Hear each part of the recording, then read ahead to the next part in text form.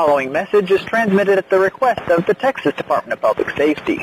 The San Antonio Police Department is searching for Joanna Luna, a Hispanic female, 13 years old, 5 feet 5 inches tall, weighing 110 pounds, with brown hair, brown eyes, and last seen wearing dark gray t-shirt, black and pink Nike shorts, and pink and purple slides. Police are looking for Richard Xavier Rodriguez, a 17-year-old Hispanic male, in connection with her abduction. The suspect is driving a U-Haul bearing Arizona license plate number AE4438.